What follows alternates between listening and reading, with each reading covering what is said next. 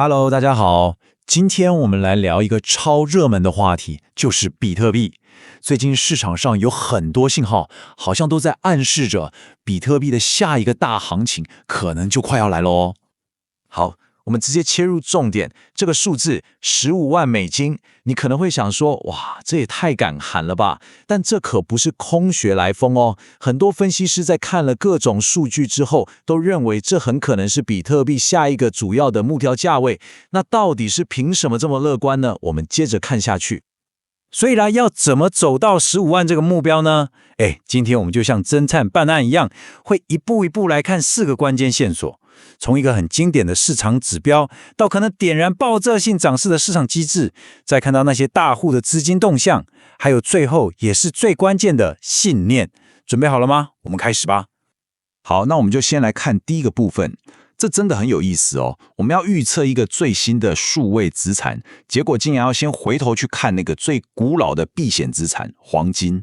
这两者之间到底有什么样的关联啊？这故事的开头啊，就是黄金。你看，最近黄金的表现真的是闪闪发光，不到2个月就涨了快20%，直逼历史新高。这股气势就是我们今天故事的第一个重要信号。那你看这张图的对比就很有趣了，左边是黄金，就是市场上那个带头涨的老大哥，右边呢就是常被大家叫做数位黄金的比特币。历史经验告诉我们一个规律哦，通常大笔的资金会先冲进黄金市场，等到黄金涨得差不多了，这些想赚更多的钱就会开始找下一个目标。你猜对了，那通常就是比特币。这个数字85就把现在的状况说得一清二楚了。这是一个叫做相对强弱指数的东西，你把它想象成市场的体温计就好。一般来说，超过70度就表示有点发烧了，就是我们说的超买啊。现在黄金的体温计直接飙到85度，这就该保说，它可能要休息一下，降温了。所以啦，这代表什么？你想想看，当黄金的涨势开始慢下来，那些赚饱饱的资金总要找个地方去吧。历史就是这样一再重演，这些聪明的钱常常就是直接转战到比特币，等于是帮比特币的下一波大涨铺好了一条黄金大道。OK， 光有火花还不够，还需要有燃料才能烧得旺。所以我们接下来就要看市场里到底有什么机制，可以把单纯的价格上涨变成一场超级大烟火秀。这一波上涨的火箭燃料，很有可能就是一场超级戏剧化的軋空行情。来，你想象一下，市场上有一群人，他们觉得比特币要跌了，所以就去做空。结果呢，价格不但没跌，还一直往上冲。这下惨了，这些做空的人为了不要赔更多，就只好用更高的价格赶快买回来。你想哦，一大堆人破倍买进，这股力量会有多大？就是这股力量瞬间把价格推上天际，这就是軋空的恐怖威力。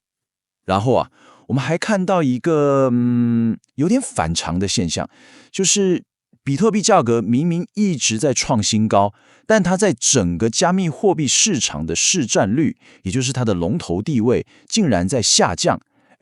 这听起来是不是有点怪怪的？答案就在这张图里，你看哦。除了比特币，其他像以太币这些所谓的另类币表现得非常强劲，这其实是一个超棒的信号，这代表整个市场都很健康，大家都在准备往上冲，而不是只有比特币一个人在自嗨。而且这波行情可不只是散户在玩哦。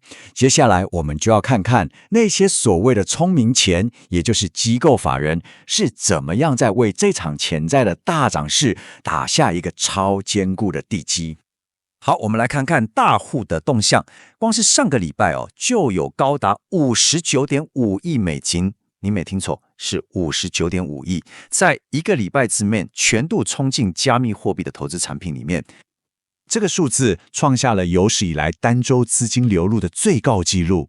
这个不是我们一般散户的小额投资哦，这是我们常说的聪明钱，就是那些眼光最准的创投基金机构投资人他们等于是用真金白银在投票，告诉我们，嘿，大的要来了。不止这样哦，像灰度这种大公司还在不断推出新的金融产品，这就像什么？就像是为这些大笔资金盖了更多更方便的高速公路匝道。以前可能要绕路，现在直接上高速公路，大大降低了他们进场的难度，也直接推升了对以太币、Solana 这些核心资产的需求。好，那现在天时、地利都好像快要齐了，接下来就是人和。